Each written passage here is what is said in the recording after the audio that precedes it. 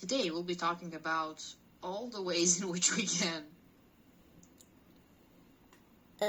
steal nuclear reactors and make whatever bombs, I guess. Oh no.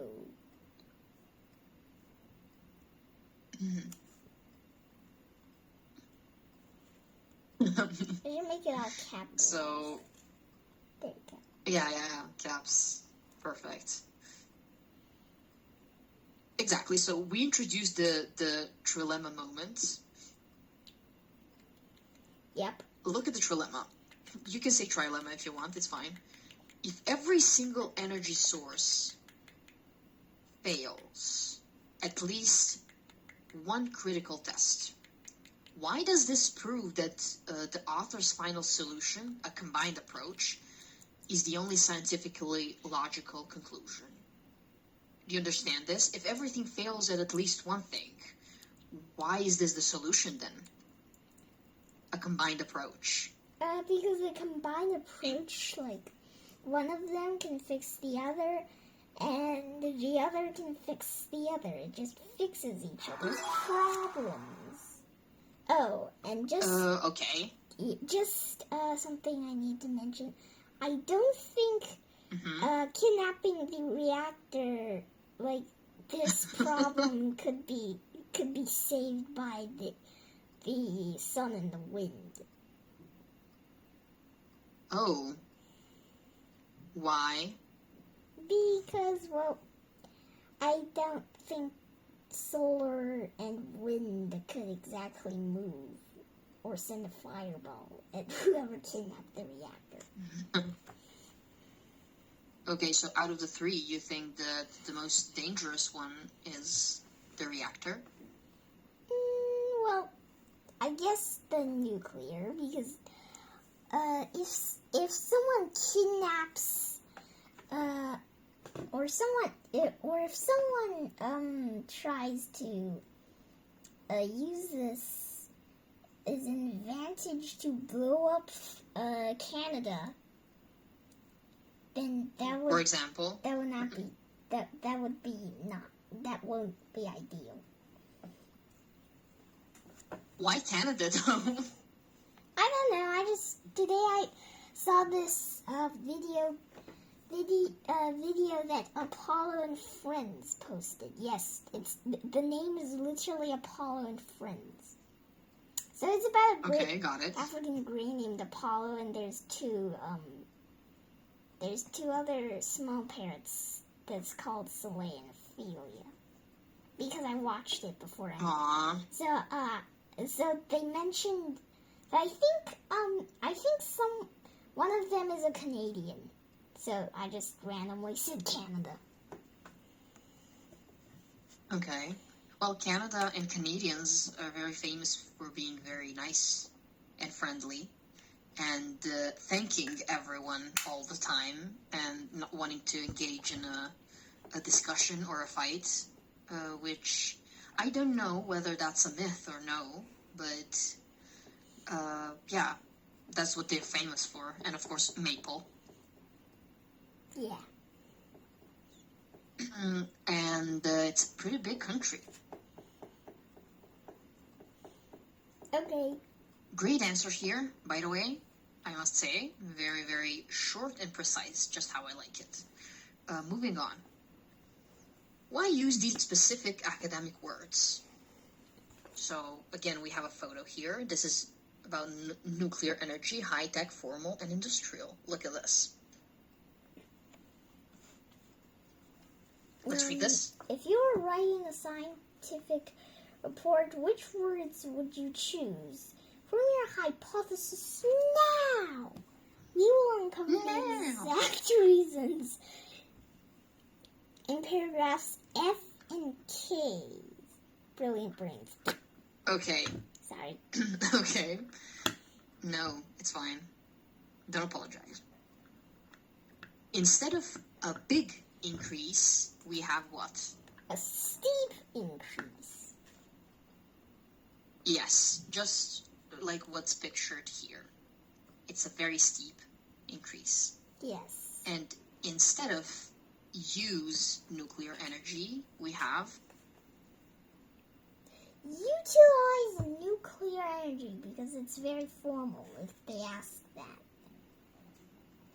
exactly. This sounds very formal, but it's very actually good. Not difficult words here, not difficult phrases. You can just use this. You can utilize it when you write your essay. This says write your hypothesis now.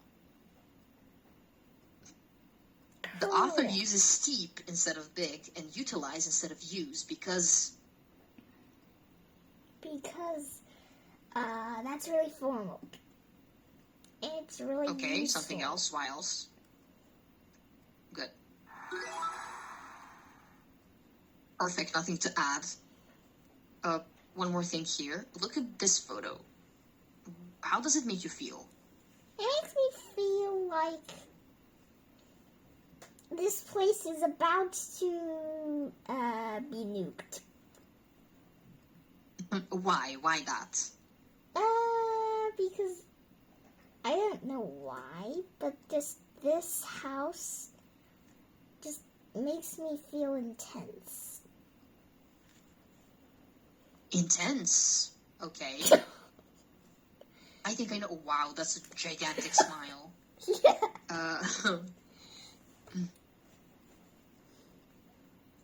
I think I know why. Is there lots of color in this photo? Well, no, it's just gray. Exactly, and there's some machines here. And they're next to what looks like a river.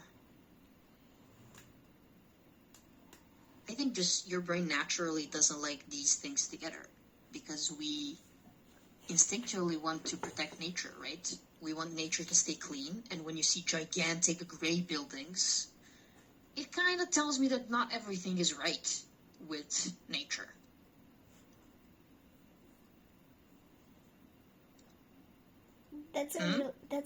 Yeah, I agree.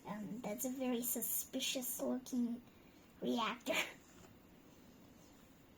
Yeah, it looks very sus, like it's hiding something. Yeah. And I think all of them are hiding something deep inside. Yeah. Well, great, moving on then. We are finally approaching intensive reading and analysis. Are you ready? Yep. Perfect. How is this opening highly academic? Let's read paragraph A. Paragraph A. Despite modern society's heavy dependence on fossil fuels or energy, most people are aware that the supply of these fuels is finite.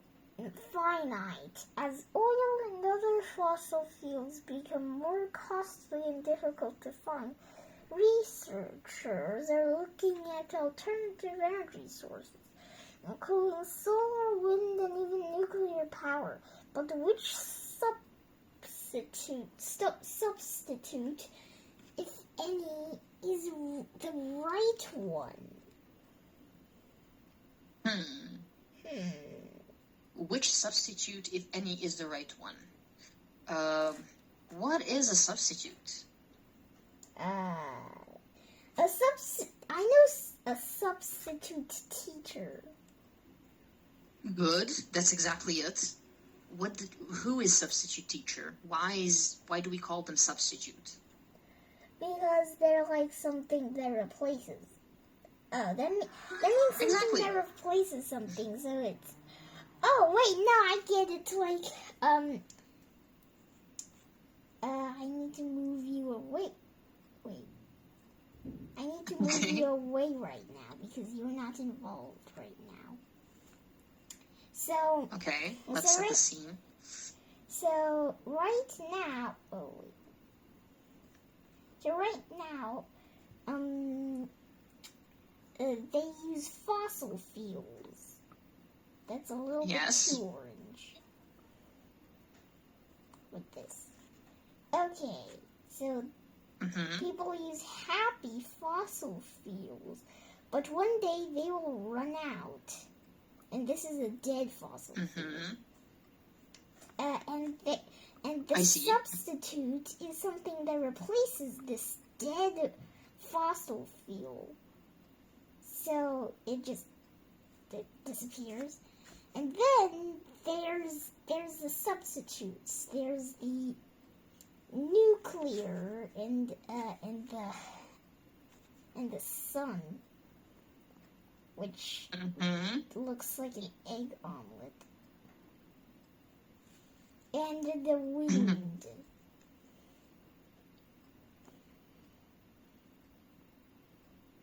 So these three that's a very good answer. Can be a substitute. Yes. Perfect. I mean, we had that written out here, but I'm so happy that you explained in your own words.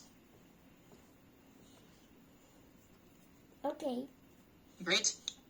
Now, nominalization here, instead of writing, although we heavily rely on fossil fuels, we use this. Just look at these two sentences. How are they different? They are different. Well, wait, let me see. Although we heavily fossil fuels, spread modern societies heavy different. This one is more formal. Of course it is. Perfect. This one. It is because of nominalization. That means we turn the verb into a noun phrase. Using this, every time we use this, you sound like, you look like this.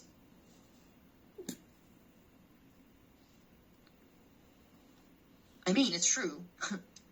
All right. Perfect. So this tells us that substitute and replacement are two different things. And you know that. Yep. An alternative that can perform the same function, even if it's not the original. However, replacements literally means you're replacing something old with something new. Okay. Now, to further explain nominalization, you have before and after. We just talked about this. No need to further analyze it, okay? You will encounter many examples of the usage of nominalization throughout literally anything you read. I want you to know that this is something you can also use when you write and when you express yourself.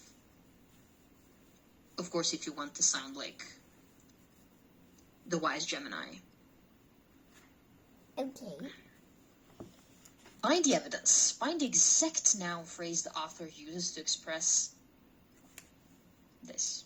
Rely a lot on. It's heavy dependence on, right? Yes. Heavily depends on. Oh, sorry. Relying a lot on, heavily depends on. Good. Yes. Perfect. Moving on. Why is ability incorrect here? Let's read paragraph B. Okay. Solar panels catch the energy directly from the sun and convert it into electricity. One of the world's largest solar power stations is in the Indian state of Tamil Nadu, where more than 2.5 million solar panels have the capacity to generate enough power for 750,000 people. But unlike the burning of fossil fuels, the process used to create all that solar energy produces no emissions. Perfect. Before we start, the word unlike, do you know what it means? Yeah. Can you give me an example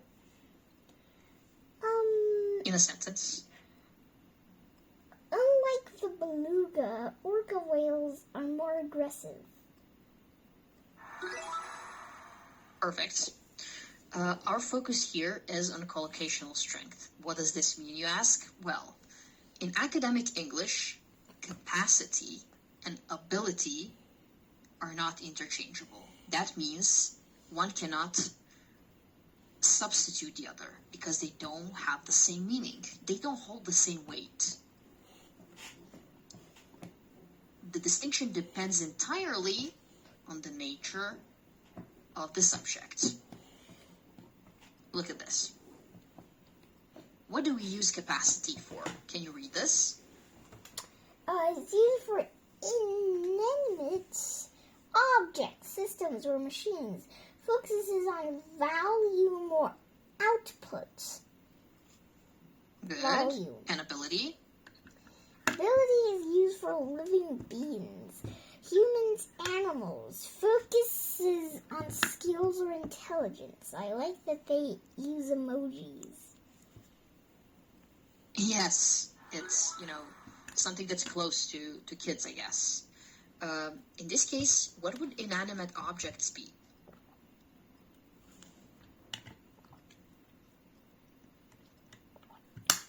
Objects that are not living beings. Exactly. So like buildings, plants, not plants that grow, but like power plants.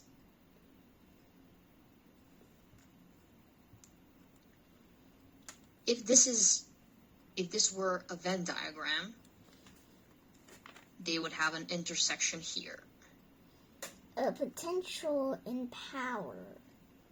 Oh, yes. Thank you.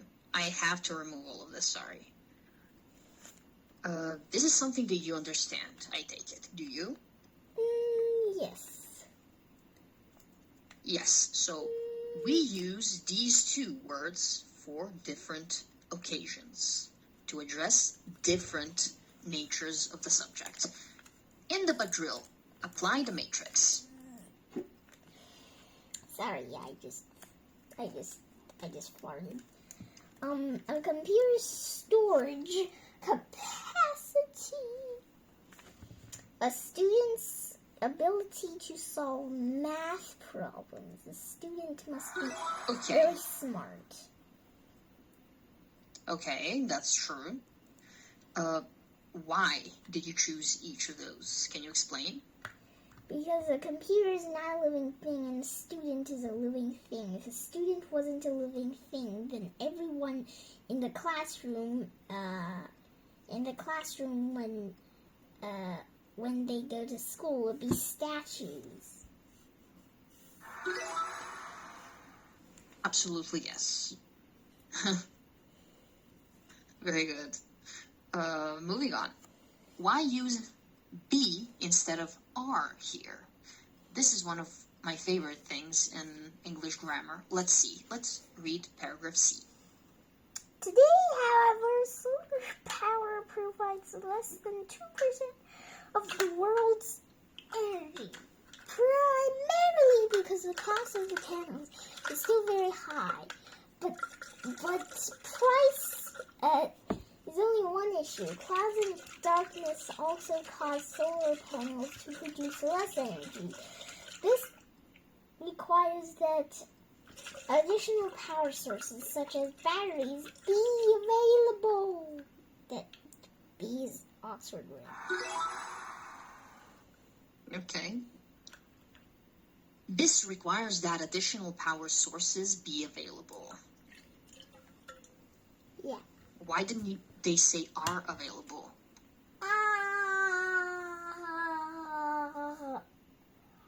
Well, would you feel that it's wrong if they put are? I don't feel weird about it, but I just kind of think that B is like it is still available, but R is that they were available. Okay. Very good and interesting take. This is something we call the subjunctive mechanism. No need for you to know what that means, but you can read this so you can help. The subjunctive mechanism. Not that. Just the text. Oh, okay. When certain bossy verbs expressing necessity or requirements followed by that clause. The verb in that clause must be in the base form. We ignore the subject's number in tense. Mm-hmm. How does that sound to you? Do you understand anything? I just understand that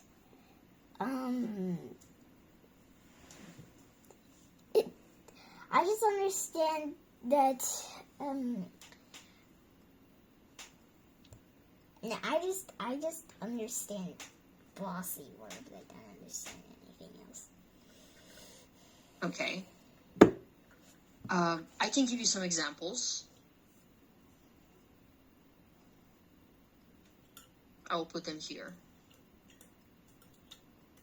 I'll change from red. It sounds very dangerous. Let's read this. I suggest that he be on time.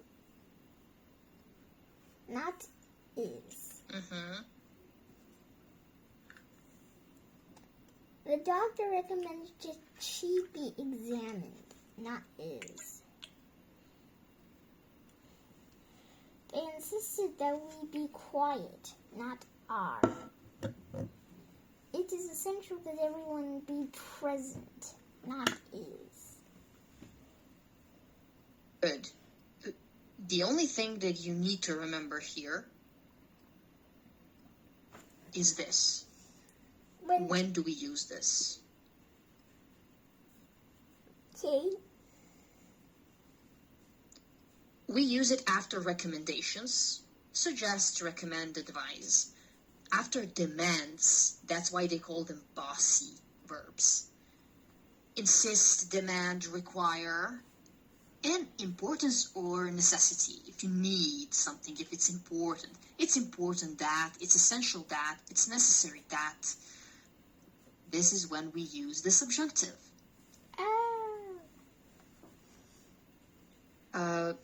They gave you a formula here. You can read it. So it's very easier. It's not very easy. It's easier for you to grasp now. We have the trigger verb. Requires that. When we have this verb, we know that we have to use subjunctive. Okay.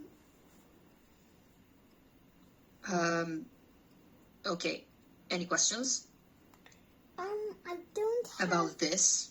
Any questions about this? Perfect. Then we go to something called Teach the AI. Read this. I hope it's not because of the Chinese AI trying to cheat itself to make me think that you know what I'm talking about. Yes, I know. My dad knows because he checks Gemini. Yes. And one time he almost said something that I feel embarrassed. But it's okay because he didn't know that. So it's okay. Imagine you are teaching a confused AI. Confused person. Explain why we use be instead of are in this sentence. Use the words trigger and base form in your explanation. Explanation.